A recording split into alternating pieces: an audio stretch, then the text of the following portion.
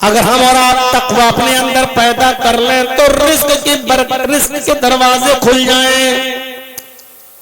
आप लोग जो सामने खड़े होकर ये कर रहे हैं ना बेटा, ये सही नहीं है, क्योंकि पीछे के लोगों को दिखाई नहीं दे रहा है। बैठ जाइए आप।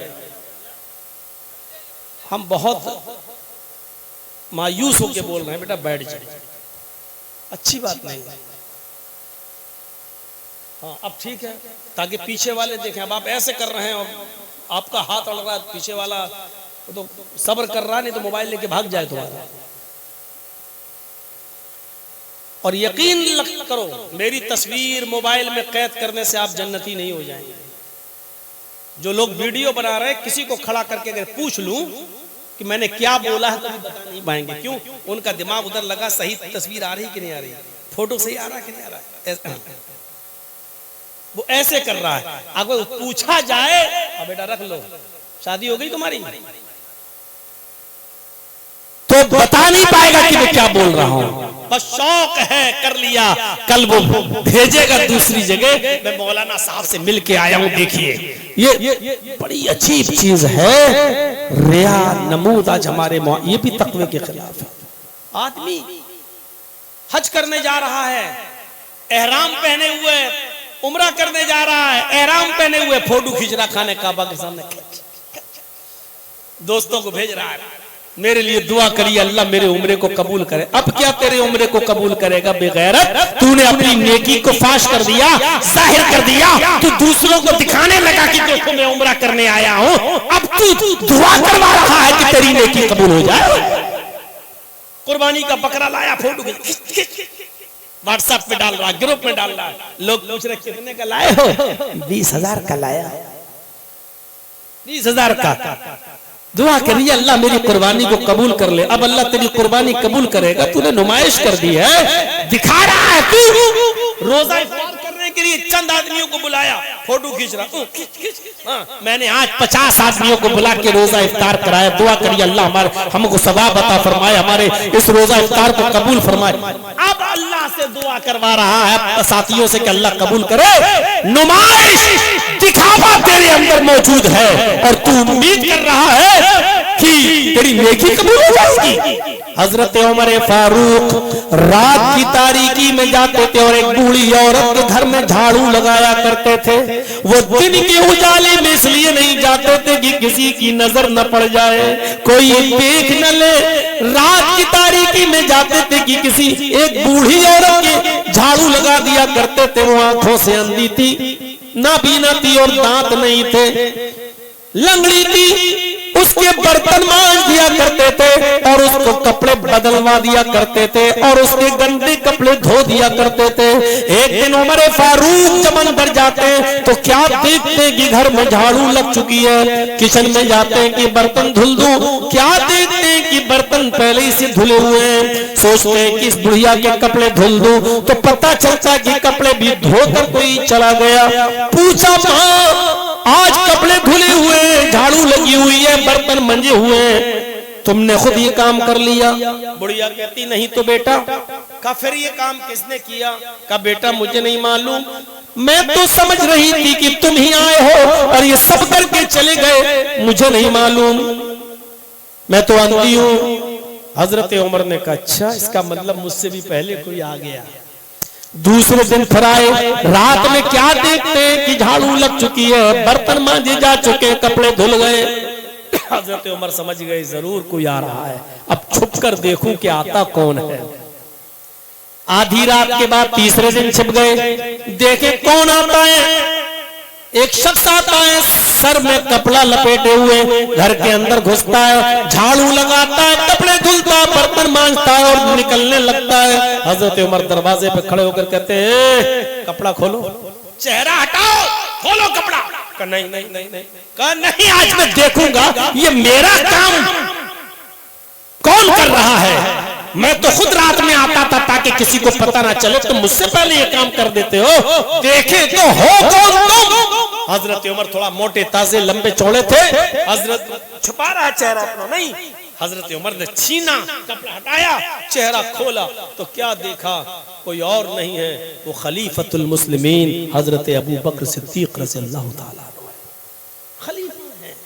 अबू बकर खलीफा, नहीं समझ में आए तो समझ लो चीफ मिनिस्टर उस इलाके के, दिन में खिलाफत संभाल रहे हो, बूढ़ी औरत की खिदमत कर रहे हैं, और रात में इसलिए ताकि किसी को पता न चले।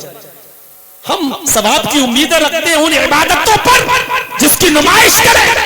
मस्जिद में नमाज पढ़ने जाए तो फोटो लें, स्टेज पर बैठे तो फोटो लें, तकरीर सुने तो फोटो लें, सबूत पेश करें, कुर्बानी का बकरा खरीदें तो फोटो लें, उम्रा करने जाए तो फोटो लें, रोजा इफ्तार कराएं तो फोटो लें, किसी गरीब और बेवा और यतीम बच्ची को अगर कपड़ा पहनने के लिए दे तो उसका भी फोटो लेकर उसकी गरीबी का मजाक उड़ाए और दिखाएं कि देखो मैंने इतनी यतीम बच्चियों को कपड़े दिए, मैंने इतनी बेवा औरतों को कपड़ा पहनने के लिए दिया है?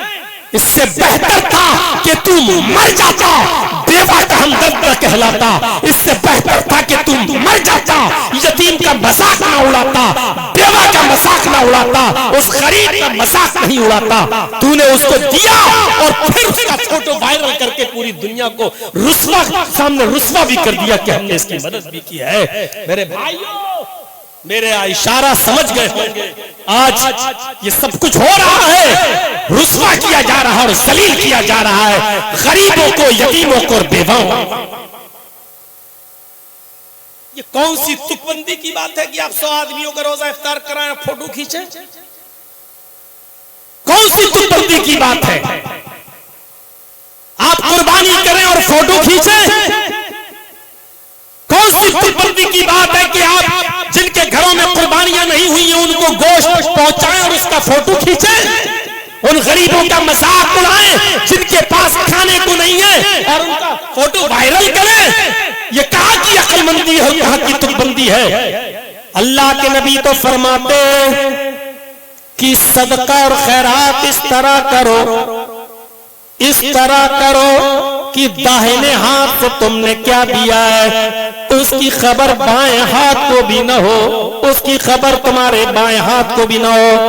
ये बताया अल्लाह के नबी ने। यानी इतनी खामोशी से किसी की मदद करो कि तुमने क्या दिया तुम्हारी बीवी तक को पता न चले, बीवी ने क्या दिया शौहर तक को पता न चले, तुमने किसकी कितनी मदद की तुम्हारे बेटे को भी पता न चले। ये है दाएं हाथ से तो बाएं हाथ को खबर ना हो, यहाँ रुस्वा और जलील किया जाता है। बात आपने हमें निकलवाई है, दूसरी जगह पहुंच गई है। तो रोजी भी अगर मिलेगी गरीबों को, तंगदस्तों को, तो तकवा से मिलेगी। दलील कुरान कहता है वमन यत्तकिल्लाह यजअल लहू मखरजा व यरज़ुकहु मिन हैसु ला यहतसिब। वमन यत्तकिल्लाह, जो अल्लाह से डरेगा, वमन यत्तकिल्लाह, जो अल्लाह से डरेगा, यजअल लहू मखरजा, अल्लाह उसके लिए निकलने का रास्ता बना देगा, अल्लाह उसके लिए सबील निकाल देगा। व यरज़ुकहु मिन हैसु ला यहतसिब, जो अल्लाह से डरेगा अल्लाह उसके लिए निकलने का रास्ता बना देगा। वह यरज़ुकहु, और उसको रिज़्क देगा, रोजी देगा ऐसी जगह से जहां उसने सोचा भी नहीं होगा। वह यरज़ुकहु ला यहतसिब, उसने सोचा भी नहीं होगा ऐसी जगह से उसको रोजी मिलेगी। लेकिन किसको? जो अल्लाह से डरेगा। तकवा अख्तियार कर लो मेरे भाइयों, रोजी मिलेगी। हजरत अली के पास एक साइल आया, मांगने वाला आया कि अल्लाह के नाम पे मुझे कुछ दे दो। हजरत अली ने अपने बेटे हसन से कहा जाओ तुम अपनी माँ फातिमा से कह दो जो कुछ भी हो घर में दे दो, इस मांगने वाले को देना है अल्लाह की राह में फी सबीलिल्लाह। हजरत हसन गए, हजरत फातिमा ने कहा बेटा अपने बाप से कह देना कि 6 दिरहम है, इसके अलावा कुछ नहीं है घर में, 6 दिरहम है इसके अलावा कुछ नहीं है। अगर मैं तुम्हें दे दूंगी तो घर में गुजर बसर कैसे चलेगा? अभी पूरे महीने गुजर बसर चलाना है, कैसे चलेगा? हजरत हसन ने कहा अपने बाप से कि अम्मी ऐसा ऐसा कह रही हैं। फरमाया अपनी अम्मी से कहना फातिमा से कि 6 दिरहम है वही दे दो, कल क्या होगा अल्लाह बेहतर जानता है, अल्लाह पर भरोसा करो। हजरत फातिमा ने दे दिया। जब आपके अब्बू मांग रहे तो ले। 6 दिरहम थे, 6 मांगने वाले को दे दिया, साहिल को दे दिया। अब कहोगे कि मौलाना साहब क्या चाहते हो कि जितना हमारी जेब में सब मदरसे को दे दूं? हजरत अली की बीवी फातिमा के पास सिर्फ 6 दिरहम थे, 6 दे दिए। हजरत अली ने वो 6 तकसीम कर दिए, दे दिए, जाओ ले जाओ। अब कुछ नहीं था। अब सोचा चलो कुछ मेहनत करनी चाहिए, शाम तक कुछ कमाऊं ताकि घर का गुजर बसर चल जाए। शाम को खाना कहां से पकेगा? मेहनत करने के लिए गए तो क्या देखते कि यहूदी एक ऊंट बेच रहा है। जरा गौर से सुनिए इस वाक़े को। एक यहूदी ऊंट बेच रहा है।